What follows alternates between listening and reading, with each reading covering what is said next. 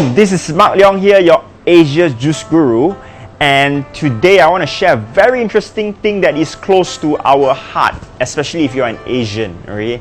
And what is that? This is on chrysanthemum tea. Now, this morning I was taking a walk down at Chinatown in Singapore, and I had the opportunity. I want to say thank you to San Teck Soon Medical Hall for allowing me to share this amazing discovery of chrysanthemum tea. And I was just educated by Karen, which was with me earlier on. Now, today I want to share with you guys on three important things, right? The first thing is that how do you choose your chrysanthemum tea out there? Because there's so many types of chrysanthemum flowers recently, and me initially got confused as well. Are they the same or are they different? So this way I'm going to share with you based on what I've learned from Karen.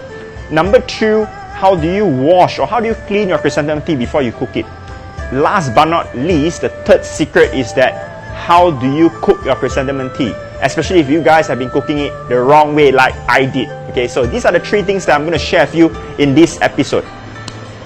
Now, I have three different types of chrysanthemum tea right here.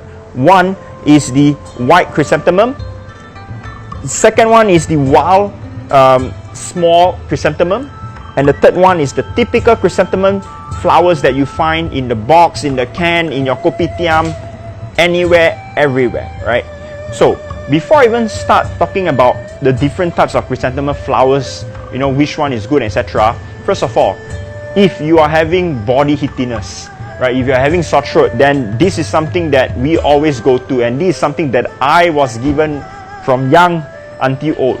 So today I'm not going to talk about juices, but I'm going to talk about chrysanthemum, right? So what I understood is that the first type of chrysanthemum tea or chrysanthemum flower, which is the white chrysanthemum, this is one of the most effective ones compared to the two others here, right? The only thing I want you to take note is that this has it is a bit more bitter compared to the two other flowers here, right? So even if the rock sugar is going to still taste a bit more bitter.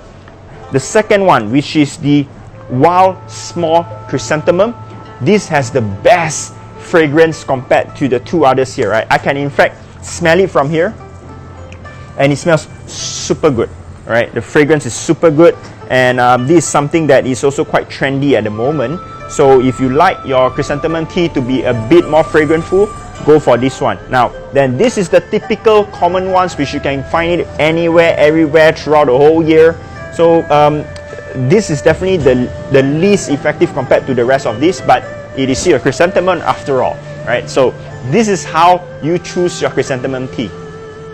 Second tip, how do you wash it? Now, for those of you that you have a vegetable cleanser, right, and especially for those of you that are using ETL, which a lot of you are using this in Singapore, in Malaysia, this is one of my personal favorite, to be honest with you, right? So the thing is that please do not soak this for 10, 15, 20 minutes, right? It doesn't work that way. So all you need to do is that put all your flowers in a bowl, you know, in a cup or anything it is, spray with your vegetable cleanser or spray with your ETL, then after that rinse it off, right? This is to make sure that you still maintain whatever that is in the flower. You do not wash it off. You just want to wash away all those dirt. That's it. All right. So this is a fast way of how you should be cleaning your chrysanthemum tea. Now, the third step, the most important step. I'm not sure how many of you are doing this, but in the past, what I always do is that I will make sure that I have my boiling hot water that is still bubbling, and I will put in my rock sugar and I'll put in my chrysanthemum flowers in there to cook with it, right, or to boil with it. Now, I was informed by Karen today that that is actually the wrong way. Because why? It kills all your enzymes, it kills all the nutrients of the chrysanthemum. Aha! See? Surprise, right? So what is the right way? The right way is that when you have your boiling water, put in your rock sugar, let your rock sugar melt, and then after that turn off your fire, and that is the time that where you only put in your chrysanthemum flowers.